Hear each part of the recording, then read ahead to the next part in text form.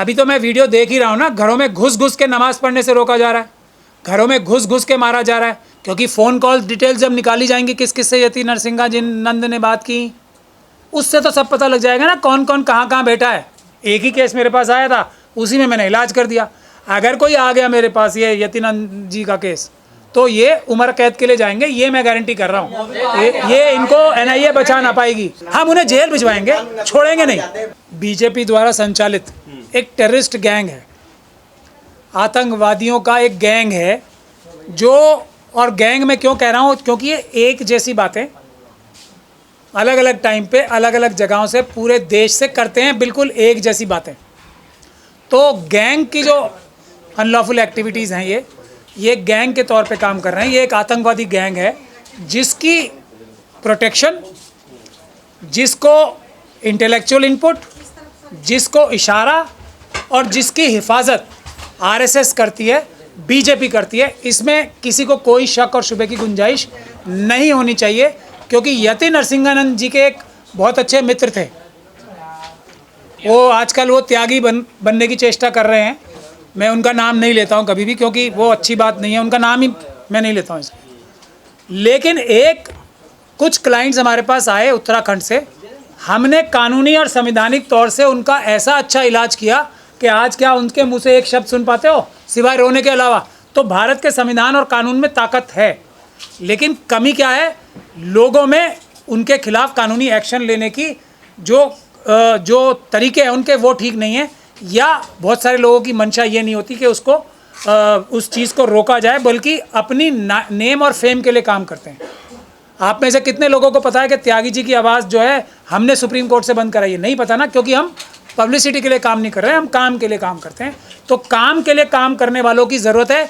कोई यति नरसिंहानंद भारत के संविधान के सामने कोई हैसियत नहीं रखता, भारत के कानून के सामने कोई हैसियत नहीं रखता, और ये डरपोक व्यक्ति हैं सारे। मैं आपको और एक बात बता दूं, ये इस प्रकार की बातें इसलिए कर पा रहे हैं क्योंकि अगर मैं एक सिचुएशन एनविसेज करूं, अपने दिमाग में अंदाज़ा लगाऊं, तो जब इनसे ये कहा गया होगा कि आप इस तरह के बयान दो, तो इन्होंने कहा होगा नहीं जी मैं नहीं देता, गाज़ियाबाद के जो एसएचओ साहब हैं मुझे पकड़ के ले जाएंगे, मैं नहीं कर सकता, ये तो बड़ा गलत बात है।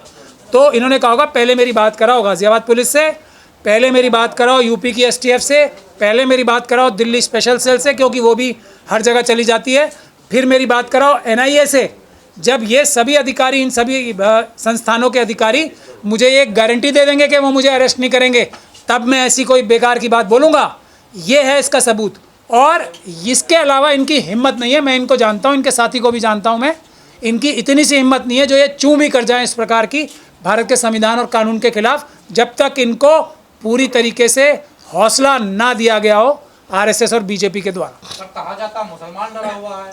देखिए, मुसलमानों को उनके खुद के जो सो कॉल्ड लीडर्स बन गए साजिश के तहत, एक मुखबिरों की टीम है, देखिए हमारे पूरे देश में, जो शेड्यूल कास्ट कम्युनिटी के अंदर भी घुसी हुई है, शेड्यूल ट्राइब के भी लिए भी घुसी हुई है, और मुसलमानों के लिए ख़ास तौर पे सिख, क्रिश्चियन, बौद्ध के अंदर भी घुसा रखी है। ये मुखबिरों की टीम और उनके ऊपर जो लीडरों की टीम है, वो पूरी ताकत लगाए हुए हैं मुसलमानों को डरपोक बनाने की, शेड्यूल कास्ट को डरपोक बनाने की, शेड्यूल ट्राइब को डरपोक बनाने की, और सिख, क्रिश्चियन, बौद्धों को भी डरपोक बनाने की। लेकिन अभी तक वो इसमें कामयाब नहीं हुए हैं। किसानों का आंदोलन इस बात की गवाही है, और सीए एनआरसी का जो हमारी महिलाओं ने आंदोलन शुरू किया, ये इस बात की गवाही है कि अभी तक मुसलमान जो हैं डरपोक नहीं हुए। सर सुप्रीम कोर्ट भी डरा हुआ है क्या? ऐसे बार बार बाबा जो है यति नरसिम्हानंद जैसे कभी जीप काटने की बात करते हैं, कभी आतंकवादी किसी को बोल देते हैं, तो कभी इस तरीके के बयान दे देते, क्या इनको संरक्षण प्राप्त है? सुप्रीम कोर्ट देखिए, सुप्रीम कोर्ट में कुछ जज जो हैं उनके बारे में ये बिल्कुल कहा जा सकता है, और मैं अपने मुँह से ही नहीं कह रहा हूँ, ये 4 सुप्रीम कोर्ट के जजेस ने प्रेस कॉन्फ्रेंस करके ये कहा था। और बहुत सारे जजेस जो आज भी हैं, उनकी कथनी और करनी से नज़र आ जाता है कि वो डरे हुए हैं, दबाव में हैं, या किसी लालच में हैं। ये बात कहने में मुझे कोई हिचक नहीं है, और अगर मैं नहीं कहूँगा तो भारत के संविधान के साथ बहुत बड़ा अन्याय करूँगा, क्योंकि बातें तो बड़ी बड़ी करते हैं, ऑर्डर पास नहीं करते। तो क्या है कि जस्टिस जो है वो लगना चाहिए, हो रहा है, हो या नहीं हो, आज ऐसा हो गया है, जबकि कहावत इसकी उल्टी थी कि जस्टिस, इंसाफ ना सिर्फ होना चाहिए बल्कि होता हुआ लगना भी चाहिए। आज इसका उल्टा हो गया है, जो कि बहुत ही खतरनाक बात है। जस्टिस लगना चाहिए होते हुए, यानी कि टिप्पणियाँ आनी चाहिए, ऑर्डर नहीं आने चाहिए। लगता तो है कि सुप्रीम कोर्ट ने क्या ज़बरदस्त टिप्पणी की है, लेकिन वो टिप्पणी होती है, ऑर्डर नहीं होती। उसके बाद ये भी होता है कि ऑर्डर भी हो जाता है, उसके बाद अमल नहीं होता, और सुप्रीम कोर्ट अपने ही ऑर्डर्स को एक तरीके से श्रेडर में डालने वालों को, मिट्टी में मिला देने वालों को, ऑर्डर्स को अपने कोई एक्शन नहीं लेती। अभी बुलडोज़र का जो ऑर्डर था सुप्रीम कोर्ट का, उसकी जिस प्रकार से धज्जियाँ गुजरात और आसाम में उड़ाई गई हैं, यूपी में उड़ाई गई हैं, अब इनके खिलाफ कुछ नहीं होगा।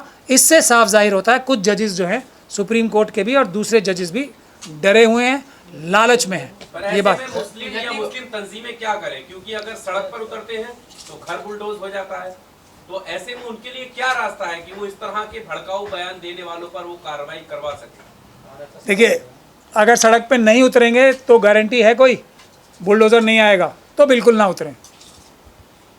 अगर इस बात की गारंटी है कि वो अपने जो ये फ्रॉडुलेंट नेता हैं उनके बहकावे में आके जो सिर्फ बातें करते हैं, कई तो उनमें से ऐसे भी हैं ना जो वही जजेस की तरह बोलेंगे तो सही, आवाज़ बहुत उठाएंगे, लेकिन उस आवाज़ को अमल में लाने के लिए कुछ नहीं करेंगे।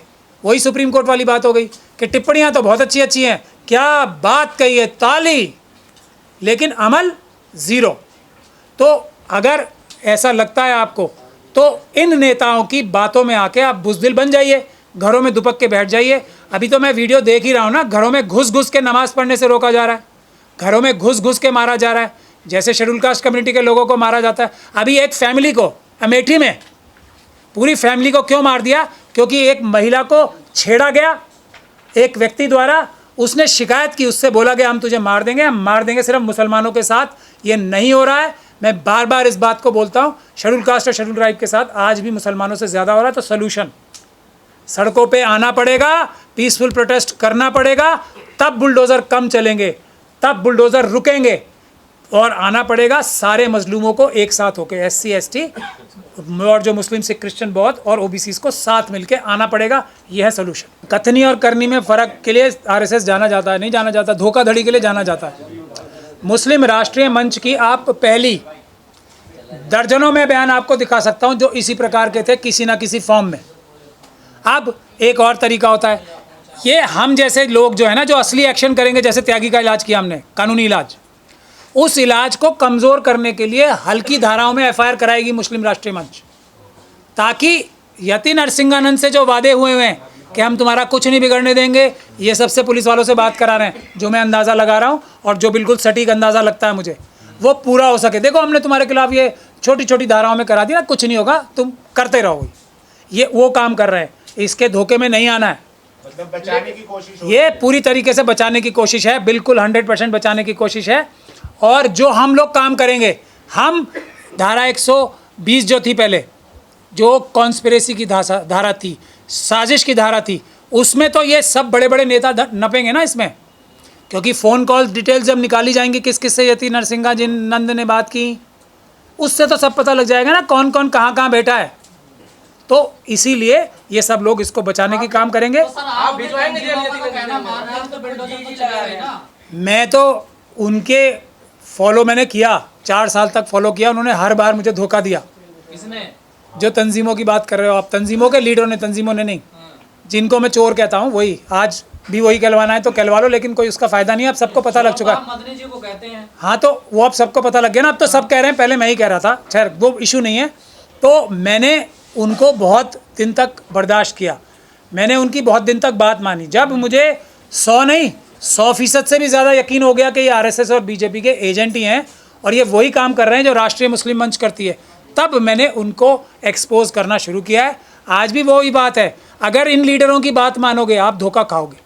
अगर कोई केस कर रहा है तो वो अच्छी कानूनी सलाह लेके, मैं सेक्शंस भी बता रहा हूँ, सेक्शन 111 BNS और section 15, 16, 18, 20 unlawful activities prevention act के तहत ही होना चाहिए। उससे कम धाराओं में आप कराओगे तो इन जैसे लोगों की मदद ही करोगे। और अगर मेरे पास, जो आपने मुझसे पूछा ना, आप भिजवाओगे जेल, मेरे पास कोई क्लाइंट आ गया तो ये बोल ना पाएंगे, जैसे इनका मित्र भाई सखा त्यागी जी बोल ना पा रहे हैं आज तक एक भी। सर, मुसलमानों में बहुत निराशा है, इससे पहले नुपुर शर्मा ने भी जो काम किया था, उसके बाद रामगिरी जो महाराष्ट्र में है, और अब यति नरसिंहानंद, लेकिन हंगामा होता है, गिरफ्तारी किसी की नहीं होती। मैं वही तो कह रहा हूँ, ये कड़ी में उबाल की तरह, यही तो हमारे नेताओं की खराबी है। एक इशू है, उसको अंजाम तक नहीं पहुँचाएंगे, बल्कि उससे अपनी टीआरपी गैदर करेंगे, पब्लिसिटी हासिल करेंगे, नेता बनेंगे, ये दिखाएंगे देखो मैंने बड़ा काम कर दिया, लेकिन उसको जड़ और बुनियाद से ख़त्म करने के लिए कोई कानूनी कार्रवाई मजबूत नहीं करेंगे। इसीलिए ये दोनों भी अंदर से सांठ-गांठ किए हुए लोग हैं। और इसी के साथ मैं कह रहा हूँ कि एग्ज़ाम्पल से ही हर एक व्यक्ति से सवाल करने चाहिए। अगर कोई व्यक्ति आपके सवालों के जवाब नहीं दे पा रहा, पूछें, मुझसे पूछे, जैसे आपने पूछा आपने क्या किया, मैंने बताया ना, मैंने त्यागी की ज़बान बंद कराई। एक ही केस मेरे पास आया था, उसी में मैंने इलाज कर दिया। अगर कोई आ गया मेरे पास ये यतिनंद जी का केस, तो ये उम्र कैद के लिए जाएंगे, ये मैं गारंटी कर रहा हूँ। ये इनको एनआईए बचा ना पाएगी, ये इनको। कौन आएगा आपके पास? हाँ जी लगा रहे हैं आप बार-बार, तो उसमें क्या बुराई है? ये हमारे संविधान की वो है, एक्यूज्ड भी है ना अभी, वो अभी कोई वो मुजरिम नहीं बन गए, तो इसीलिए यति नरसिंहानंद जी ही कह रहा हूँ, मैं त्यागी जी भी कह रहा हूँ। जिस व्यक्ति का मैं नाम भी नहीं लेना चाहता, मैं उसे इतना गंदा मानता हूँ, फिर भी ये हमारी एक तहजीब है। जो प्रोफेट के बारे में ऐसा कह रहे हैं तहजीब, तब वो काम कर रहे हैं, तो यही तो हमारे रसूल अल्लाह ने हमें सिखाया है, यही सिखाया है। अम्बेडकरवादी होने का यही तो फ़ायदा है। वो जो काम करेंगे, जिसकी हम क्रिटिसाइज़ कर रहे हैं जिसको, वही काम हम करें। हम ऐसा नहीं करेंगे, हम उन्हें जेल भिजवाएंगे, छोड़ेंगे नहीं। भारत में प्रदर्शन होते हैं, गिरफ्तारियां भी होती हैं। कश्मीर में एक बच्ची का वीडियो वायरल है कि हर घर से हिजबुल्लाह निकलेगा, इस पे क्या कहेंगे? तो भारत और फ़िलिस्तीन के लोगों में, भारत में और फ़िलिस्तीन में एक हमारा बहुत लंबा, ईरान में और भारत में, इराक में और भारत में हमारा एक बहुत लंबा सैकड़ों सालों का रिश्ता है। तो अगर वहाँ के लोगों को कोई तकलीफ़ है, वहाँ पे एक गुंडा एलिमेंट इजराइल ज़ायनिस्ट ताकत की तरीके से बैठ गया, एक गुंडा बेईमान आदमी बेंजामिन नेतन्याहू साहब बैठ गए, बेंजामिन नेतन्याहू जी बैठ गए हैं, जो कि अपनी करप्शन छुपाने के लिए, अपने ही लोगों को मरवाने के लिए कुर्बानी देने को तैयार हैं। अब उन्हें अच्छे से पता है कि अमेरिका अगर 1 सेंटीमीटर भी पीछे हट जाए, तो सारे के सारे जो इजरायली नागरिक हैं, उनमें से बेगुनाह भी बहुत हैं, वो सब के सब खतरे में आ जाएंगे। क्योंकि बेंजामिन नेतन्याहू की और इजरायली आर्मी की कोई हैसियत और औकात थोड़ी है ईरान के सामने खड़े रहने की। तो बेंजामिन नेतन्याहू अपने करप्शन के केस छुपाने के लिए अपने पूरे देश को खतरे में डाल रहे हैं। ये कैरेक्टर है जिन लोगों का, उनके खिलाफ प्रोटेस्ट करना, मैं समझता हूँ प्रोटेस्ट बहुत कम हो रहे हैं। हम लोगों को शर्म आनी चाहिए। प्रोटेस्ट इन मजलूमों के लिए जो फ़िलिस्तीन में है, बहुत ज़्यादा, बहुत मजबूती से होने चाहिए, और घर घर से आज़ादी की, घर घर से इंसाफ की। हिजबुल्लाह जो है इंसाफ के लिए लड़ाई लड़ रहा है। आपको ये पता होना चाहिए, हिजबुल्लाह एक जो मेंबर ऑफ यूएन है, लेबनान की रूलिंग कोalition का एक हिस्सा है हिजबुल्लाह। वो यूएन के मेंबर हैं, तो वो एक रिस्पेक्टेड मेंबर ऑफ यूएन है, एक कंट्री हैं। वो अभी इंसाफ और बराबरी की लड़ाई लड़ रहे हैं, आगे रह के एक ऐसे व्यक्ति से जो कि अपनी करप्शन को छुपाने के लिए अपने लोगों की कुर्बानी देने को तैयार हो रहा है। तो वो सबसे अच्छा काम कर रहे हैं इस वक्त पूरी दुनिया में। उनके लिए सर, उसके लिए सरकार है ना, देखिए ये इंटरनेशनल मामला तो सरकार देखेगी। सरकार ने, देखिए, हालांकि अडानी की वजह से, मिस्टर अडानी जी की वजह से, जो बेंजामिन नेतन्याहू से उनके ताल्लुकात हैं, बेंजामिन नेतन्याहू जी से, उसकी वजह से मोदी जी ने भी अपनी भारत की पॉलिसी कुछ ख़राब की है। लेकिन फिर भी अभी ईरान के साथ जॉइंट नेवल एक्सरसाइज होने जा रही है। ये आपको इशारे समझ में नहीं आ रहे हैं? नहीं सर, जो लोग वहाँ के लिए प्रोटेस्ट करते हैं वो अपने देश के मुसलमानों के लिए तो कुछ नहीं करते, जो मजलूम है, गरीब है बेचारे, उनके लिए तो कुछ नहीं करते वो। चलिए, अपने लिए देश में जाएंगे न्याय दिलाने। मैं वही तो कह रहा हूँ, जिनके पास वीजा नहीं, टिकट के लिए पैसे नहीं, वो विदेश जा रहे हैं न्याय दिलाने। सर मैं क्या कह रहा हूँ आपसे, अपनों के लिए शर्म नहीं आई, कम से कम बाहर वालों के लिए शर्म आ रही है। शर्म आनी शुरू हो जाएगी तो अपनों के लिए भी करेंगे। फिर सबसे पहले तो अभी अमेठी के परिवार के लिए प्रोटेस्ट होना चाहिए, जिसको अभी मार दिया गया, दलित शेड्यूल कास्ट के। आते हैं, हम यति नरसिम्हानंद की बात कर रहे थे। अभी आपने ये सवाल कहा कि आपने ये कहा कि मुसलमान के साथ कम हो रहा है और दलित के साथ ज्यादा हो रहा है। कम और ज्यादा वाली बात नहीं है, सामान्य हमें समझना चाहिए, लेकिन दोनों के साथ ही हो रहा है, दोनों ही परेशान है। ये देखिए, ये आपका मानना है, मेरा ऐसा मानना है कि मैं वो शब्द का प्रयोग नहीं करना चाहता, करता भी नहीं हूँ। शेड्यूल कास्ट जो कम्युनिटी है उसके साथ सबसे ज़्यादा हो रहा है, ये मेरा मानना है, मेरी अपनी सोच है। अगर आप मुझसे सवाल, सालों से हो रहा ना, नहीं अभी भी हो रहा है, वो भी हो रहा है और अभी भी हो रहा है। अभी तो ये मुसलमानों के साथ तो अभी कुछ सालों से शुरू हुआ है ना, उनके साथ तो 5000 साल से हो रहा है। तो इसका ये मतलब नहीं है कि वो सही हो गया क्योंकि उनके साथ हो ही रहा है तो ये उसे नज़रअंदाज कर दिया जाए, ऐसा गलत है।